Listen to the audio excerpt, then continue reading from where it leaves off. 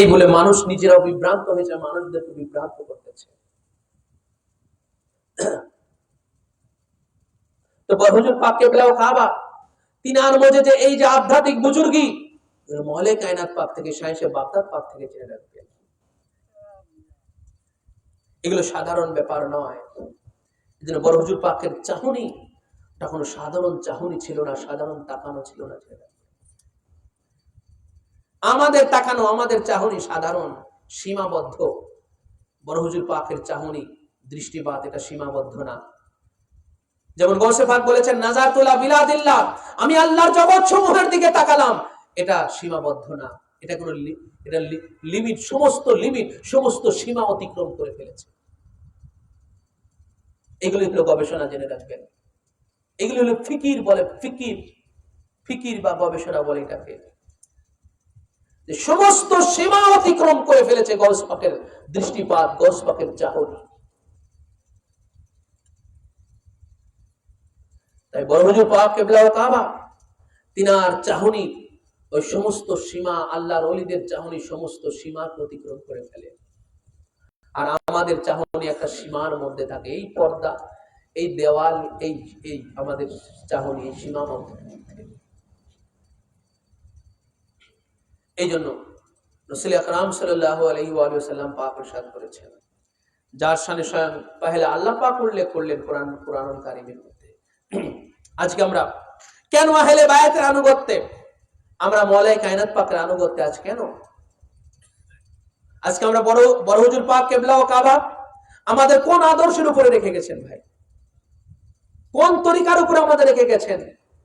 কিসের উপরে আমাদের রেখে গেছেন বড় হুজুর পাক কিবলা ও কাবা? কোন আদর্শের উপর আমাদেরকে গাইডলাইন করে গেছেন বড় হুজুর পাক? সেগুলোকে আমাদের আবার পুনরায় আবার চর্চা করতে হবে, পুনরায় আবার ফিরে দেখতে হবে আমাদেরকে, যে আমরা যারা বড় হুজুর পাকের শরণাপন্ন হয়েছিলাম, আমরা যারা বড় হুজুর পাকের দ্বারস্থ হয়েছিলাম, আমরা যারা ওনার দাসতে বায়াত হয়েছিলাম, উনি আমাদের কোন আদর্শের উপরে আমাদেরকে গাইড করেছেন, কিসের দিক নির্দেশনা আমাদেরকে দিয়েছেন, কোন অবস্থানের উপরে আমাদেরকে রেখে গেছেন, এগুলো কিন্তু আমাদের চিন্তা ফিকিরের ব্যাপার। এবং যে আদর্শ, যেই তরিকা, যেই অবস্থানের উপরে আমাদেরকে আজও বড় হুজুর পাক কিবলা ও কাবার ন্যায় বড় হুজুর পাকের সেই রেখে যাওয়া এক মহান বাদশাহ, ওনার গদনশীল করে যাকে রেখে গেছেন মহান বাদশাহ পাক আমাদের আকা মাওলা হিজ হলিনেস সাইয়েদনা মাওলানা ও মুর্শিদনা হযরত সৈয়দ শাহ ইয়াসুফ আলী আল কাদরি আল হাসানি আল হুসাইনি আল বাগদাদি মাদ্দাতিলহুল আলী, তিনি সেই একইভাবে আমাদেরকে তিনিও গাইড করে চলেছেন, আমাদেরকে পরিচালনা করতেছেন। তো এই পরিচালনা আমাদের বুঝে নিতে হবে যে আমাদের কি দিয়ে কিসের উপরে আমাদেরকে পরিচালনা করতেছেন ওনারা। ভাই, আমরা যখন মুহররম মাস আসে, আমরা মুহররমে মাতম পাক করি, মাজলিস পাক করি, আমরা আশুরার দিনে মিছিল পাক করি কিনা বলেন? এগুলো কার পরিচালনায় আমরা করি? আমরা বড় হুজুর পাকের পরিচালনায় করেছি এবং বড় হুজুর পাকের গদিনশীল ওনার পরিচালনায় এখন আমরা করতেছি, ঠিক কিনা বলেন? এগুলোকে আমরা নিজেরা করতেছি না ওনাদের পরিচালনায়? বলেন, কাদের পরিচালনায়? ওনাদের পরিচালনায় আমরা করতেছি। ঈদে মিলাদুন নবী আসলো, আমরা যে আনন্দ উৎসব করি, আমরা আনন্দ শোভাযাত্রা করি, আনন্দ মিছিল পাক করি, ঈদে মিলাদুন নবী আসলে, মুহররম মাস আসলে যখন আমরা শোক মিছিল পাক করি, এটা ওনাদের পরিচালনা। আবার ঈদে মিলাদুন নবী আসলে আমরা আনন্দ মিছিল পাক করি, এটা ওনাদের পরিচালনায় আমরা করি, ঠিক কিনা বলেন? ওনাদের পরিচালনায় আমরা করি, ওনাদের দিক নির্দেশনা, ওনাদের গাইডলাইনে কিন্তু আমরা করে থাকি। তাহলে ওনারা আমাদের কিসের উপরে দেখেন গাইডলাইন করতেছেন, কিসের উপরে পরিচালনা করতেছেন? 13 রজব আসলে এই খানদান পাকের প্রত্যেকটা কেন্দ্রে মসজিদ পাকে, প্রত্যেকটা খানকা পাকে 13 রজব পাকে মওলাই কায়নাত পাকের বিলাদত পাকের জিকির হয়। সুবহানাল্লাহ বলেন। এটা কার পরিচালনায়? হুজুর পাকের পরিচালনায়। যখন 20 রমজান পাক আসে, আমরা মওলাই কায়নাত পাক শেরে খোদার শাহাদাত পাকের জিকির করি। এটা আমরা কার থেকে পেয়েছি? বড় হুজুর পাক থেকে আমরা পেয়েছি। এখন কার থেকে পাচ্ছি? বর্তমান গদিনিশের হুজুর পাক থেকে পাচ্ছি, ঠিক কিনা বলেন? তাহলে উনাদের পরিচালনায় কিন্তু আসলে আমরা এগুলো পেয়েছি। মওলাই কায়নাত পাকের জিকির, রাসূলুল্লাহর জিকির, খাতুনে আতহার পাকের জিকির, ইমামাইনে কারিমাইনে হাসনাইনে পাক উনাদের জিকির, এগুলো তো ভাই আমরা কাদের থেকে পেলাম?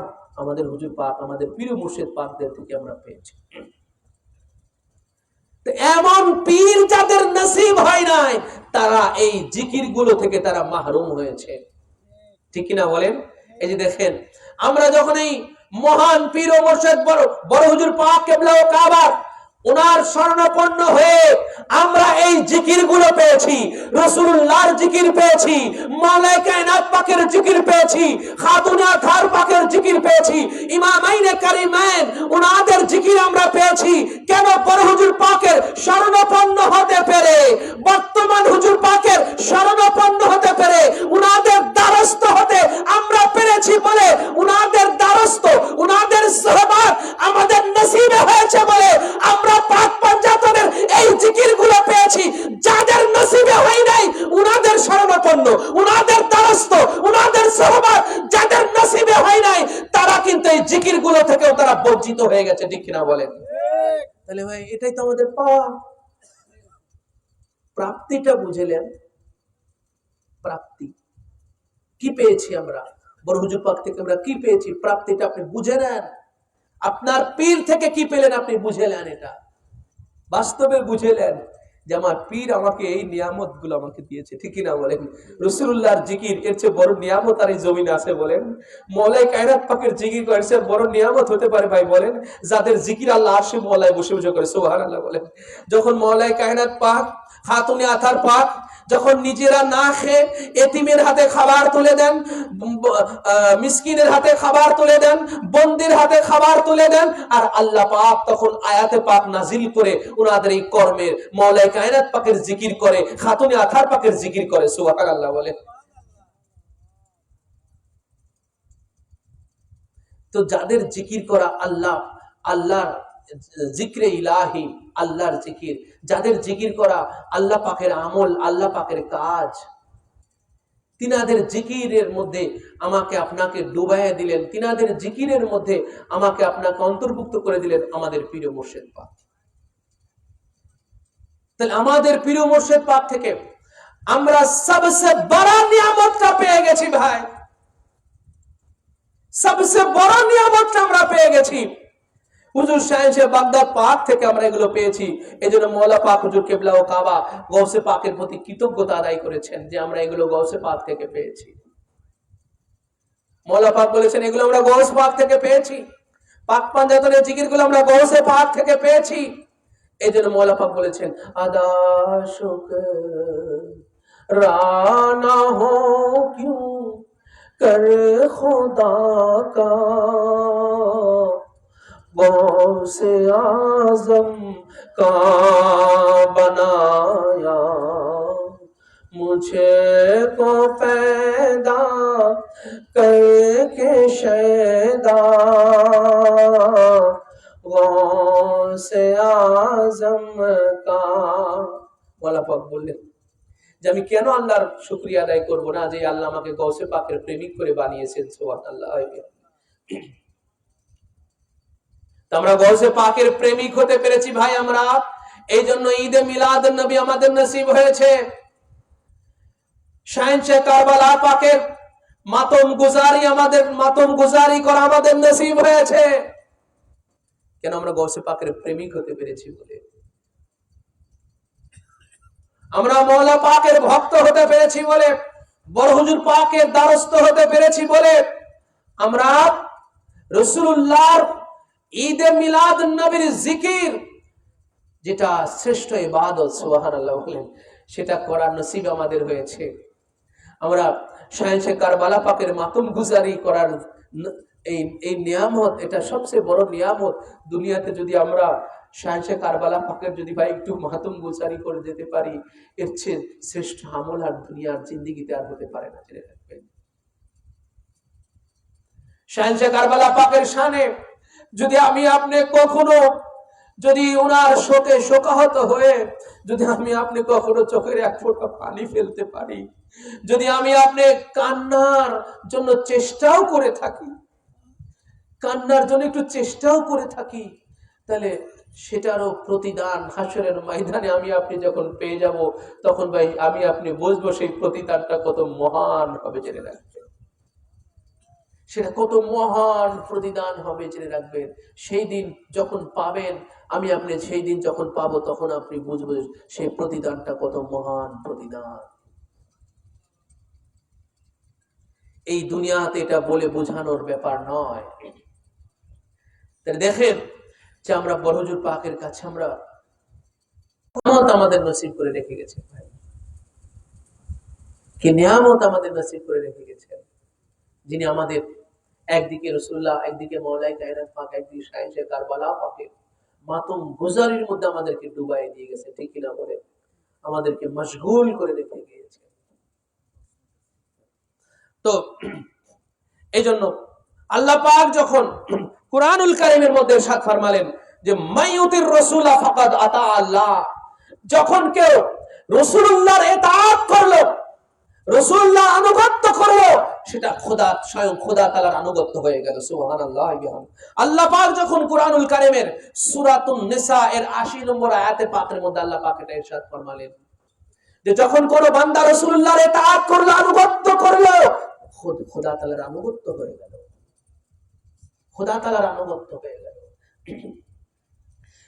আল্লাহ রাসূল তখন ইরশাদ ফরমালেন যে ক্বালান নবী সাল্লাল্লাহু আলাইহি ওয়া সাল্লাম, এটা বুখারী শরীফের হাদিস, বুখারী শরীফের বাবুল ইক্তিদাই বিসুনানির রাসূল, রাসূল পাকের আদর্শের অনুসরণ, এর উপরে বুখারী শরীফের একটা বাব, চ্যাপ্টার রচিত হয়েছে।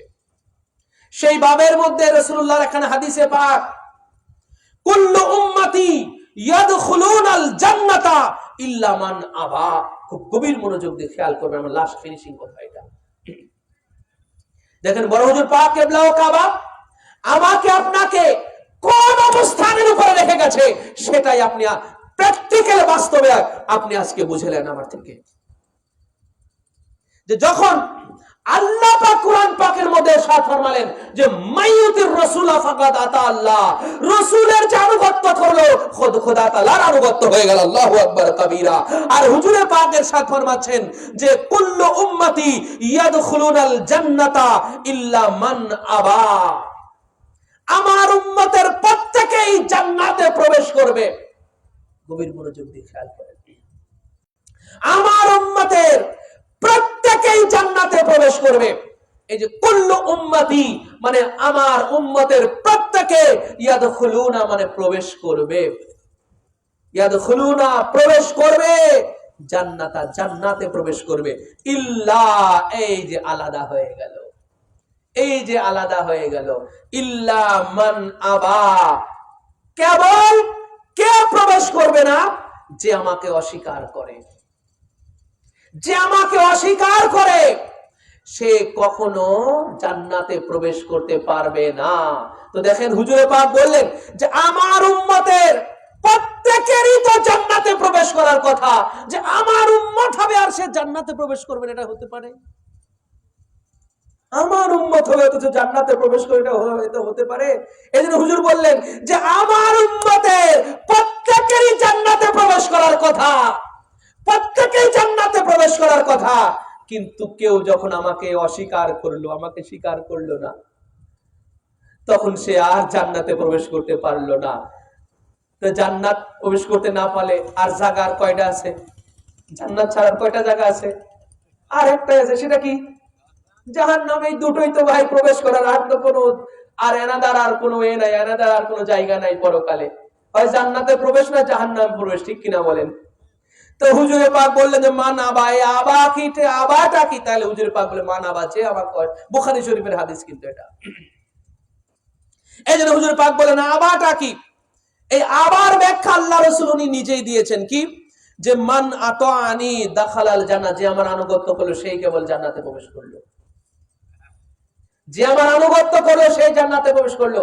আর মোল্লারা তো নামাজ পড়ে পড়ে সব চেলচেলা জান্নাতে চলে যাচ্ছে। ঠিক কিনা বলেন?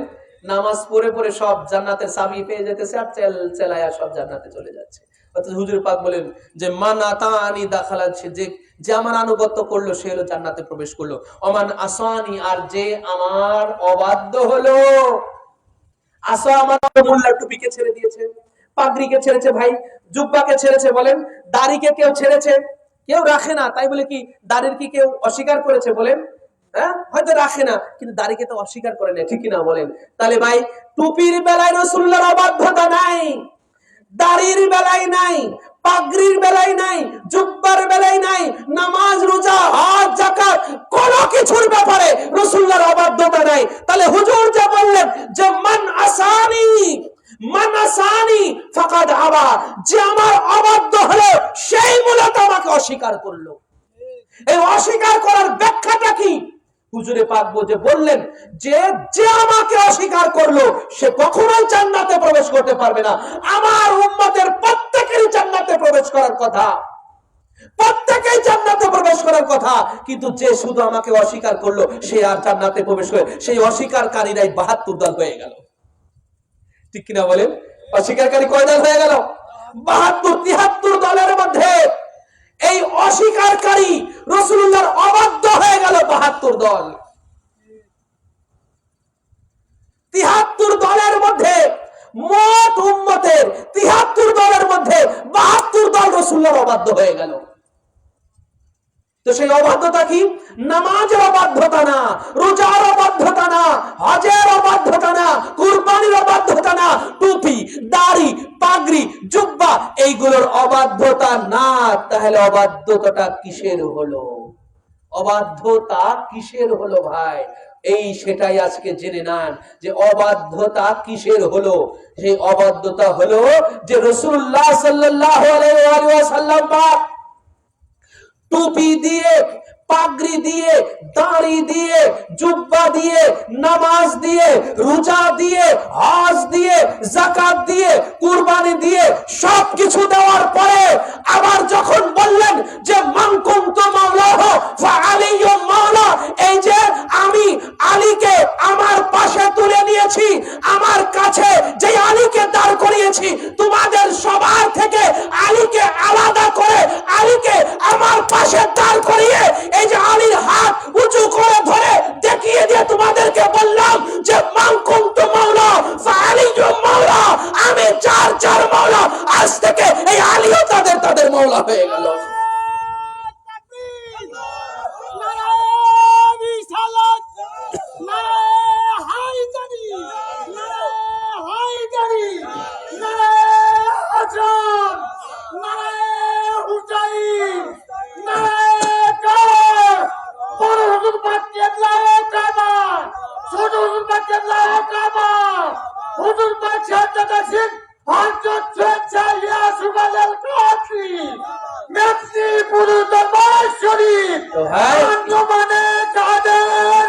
রাসূলুল্লাহ সাল্লাল্লাহু আলাইহি ওয়াসাল্লাম সবকিছু দেওয়ার পরে যখন এই নির্দেশনা দিলেন, এটা হুজুরে পাকের নির্দেশনা ছিল, ঠিক কিনা বলেন?